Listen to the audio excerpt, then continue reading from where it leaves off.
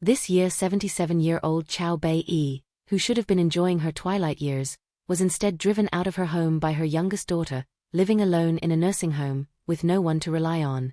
Even when she came back to take her belongings, she was blocked at the door by her youngest daughter, not allowed to step into the house even half a step. So what exactly caused this mother and daughter relationship to deteriorate to such a degree? Elderly Chow Bei-yi said, she had given birth to 4 daughters in total, and each of them developed quite well, all reaching a moderately prosperous standard of living, yet not one was willing to support her. Since being driven out by the youngest daughter, she had been living in a nursing home, owing many fees. The eldest daughter was busy with work, the third daughter married far away, so the responsibility of caring for the elderly mother fell on the second daughter and the youngest daughter. Because the youngest daughter had the best financial conditions, elderly Chow Bei-yi had been living with her, with the second daughter coming to provide care. Originally the family got along harmoniously, but just 1 year ago, elderly Chow Bei-yi was driven away by the youngest daughter.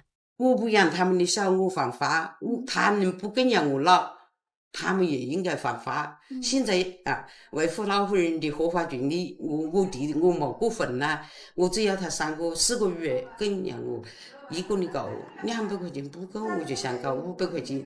500 yuan per month for support, for daughters living at a moderately prosperous level, is not much at all. So what was the reason that made the 4 daughters ignore their aging mother, even driving her out of the house? To solve the issue of support, reporters accompanied elderly Chow Bei-yi to her youngest daughter Wang Fan's house.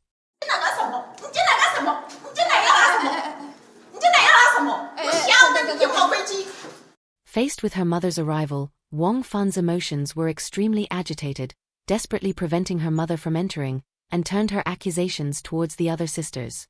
Then she took out all of her mother's belongings, telling her to go wherever she should go, but she would never let her mother step into her home again. Seeing her youngest daughter act this way, elderly Chow Bei-yi wept uncontrollably. What had happened between this mother and daughter, who had lived together for 32 years, that now they had become so hostile? When questioned by the reporter, Wang Fan revealed the reason.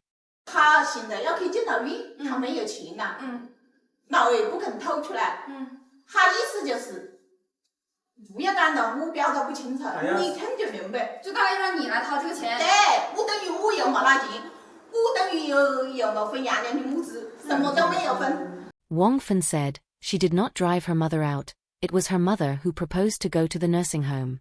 Moreover, when her father passed away, leaving more than 100,000 yuan in assets, her mother only gave her 1,000 yuan, so in her opinion, why should she alone bear the cost of the nursing home?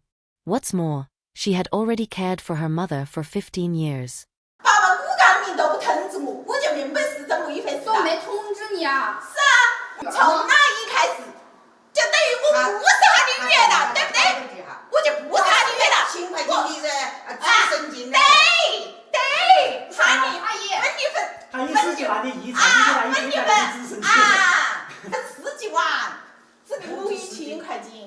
The mention of property made Wang Fan furious.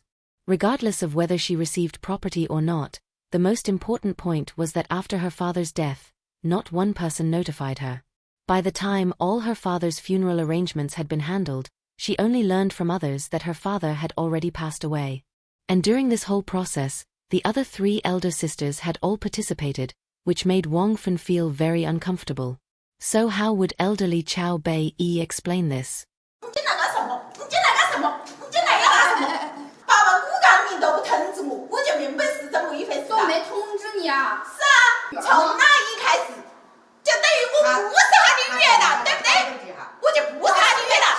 Clearly in the same city, yet when her father died no one notified the youngest daughter, while the other 3 elder sisters fully participated, excluding only the youngest daughter.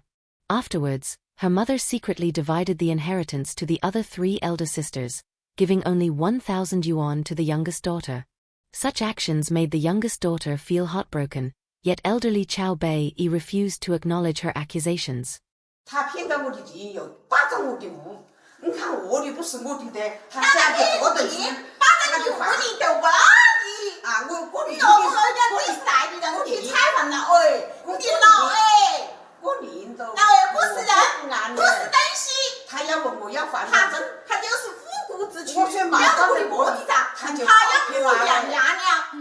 Elderly Chow Bei said, before her spouse passed away, she and her youngest daughter signed a housing purchase contract, and she and her spouse together invested 150,000 yuan to purchase the current 130 square meter home her youngest daughter lives in.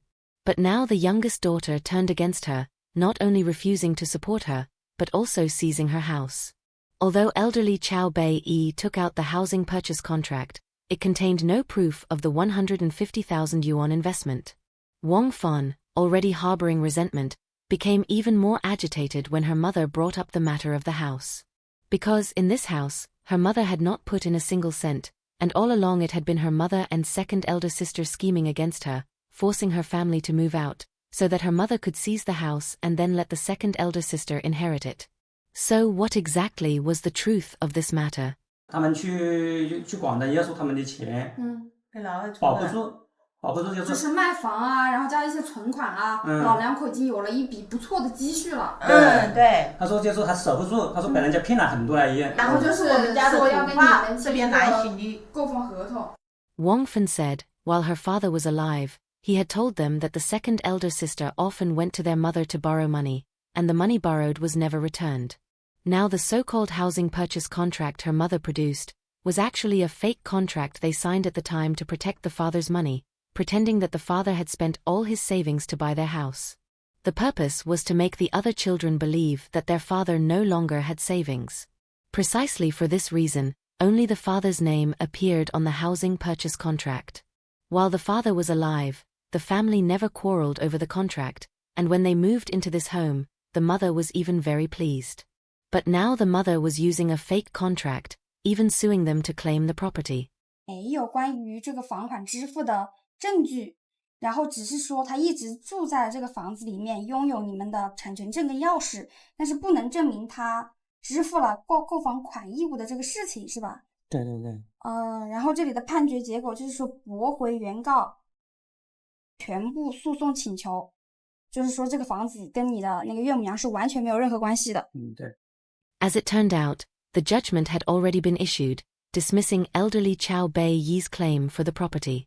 But what Wang Fan and her husband did not expect was that elderly Chow Bei-yi did not appeal again. Instead she turned to demanding alimony from them. All of this, in their view, was nothing but a scheme planned by their mother and second elder sister. 他话变成他自己的。对，怎么变的？就是现在这种搞回来的，就是我妈妈一句话说她怎么撒个谎，就是她的了，妈妈的东西就是她的。就是说，等于我妈妈在这里常砍，在这里巧取豪夺替她的老二。Wang Fan said, actually the second elder sister had already moved into her house long ago. She had only been away for a while, and when she came back, the house was full of the second elder sister's things, as if she herself was the outsider. Wang Fan always had a doubt. She was her mother's youngest child, yet from childhood onwards, her mother never cared about her, making it seem as if the Wang family only had 3 daughters, with the second elder sister being the most favored. 我的崽呀，我爱都来不起来，我的傻蛋呐，我的崽呀，我的个要狠心离开我了，爱得我比他3岁的呢。 To protect their assets, the parents signed a fake housing purchase contract with the youngest daughter, but after the father's death, the mother took that fake contract to sue the youngest daughter, attempting to seize her house. After losing the lawsuit, she then turned to demanding alimony. Such actions left the youngest daughter feeling bitterly disappointed. Since childhood, her mother only cared about the other 3 elder sisters, so doing this now was surely for the sake of helping them. 今年多大了？记不记得？我75年生的。75年那一天生的，知不知道？我都不记得嘞。我这个又起什么作用咯？那咱们15万块钱啊，这不承认学好啦。 Faced with her son-in-law asking about Wang Fan's birthday, elderly Chow Bei-yi answered vaguely and avoided the question. If before it was only suspicion, then at this moment, her mother's attitude further confirmed Wang Fan's belief. Her mother was only siding with the second elder sister, blindly trying to seize her house. In Wang Fan's memory, her mother had always been very strict with her, even separating food, clothing, and daily use items from those of her other 3 elder sisters. In old terms, It was like the difference between a young lady and a servant girl. 你带他去买衣服，没那个家里那个粮票或者是那个硬币，他不拿去。那简直是根本不在一个级别，我连那个随身的丫鬟都不如啊。这些小事我没注意，我不觉得。Elderly Chow Bei explained that, as a mother, she had never been biased in treating her 4 daughters, she just didn't pay attention to small details, and she believed it was entirely her youngest daughter overthinking. Hearing her mother say this, Wang Fun completely broke down. Seeing this, elderly Chow Bei quickly sat beside her youngest daughter to comfort her. But the lifelong experience of being neglected had already taken root deep in Wang Fun's heart, making her now reject her mother's approach as completely false.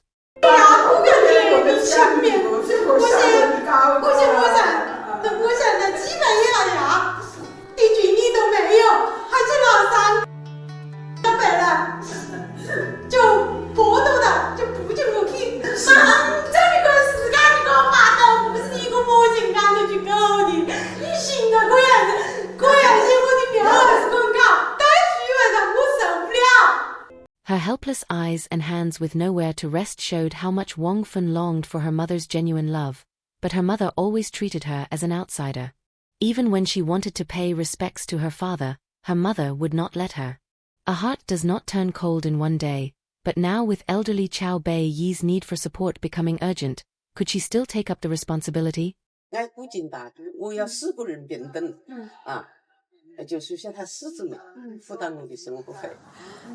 Elderly Chow Bei stated, she agreed not to argue with her youngest daughter anymore, and for fairness, she hoped the 4 daughters would jointly bear the responsibility of supporting her, each giving 500 yuan per month for her living expenses. To this Wang Fun had no objection, because even foster parents should be repaid, let alone one's biological mother. Her only request was that her mother should no longer come to argue with her. Afterwards, under the reporter's mediation, elderly Chow Bei Yi's eldest daughter and 3rd daughter both agreed to share the duty of supporting their mother. However, the 2nd elder daughter's response was entirely different. Hearing the 2nd elder sister's reply, Wang Fun turned around and left, saying that even if it came to a lawsuit, she would never take her mother back.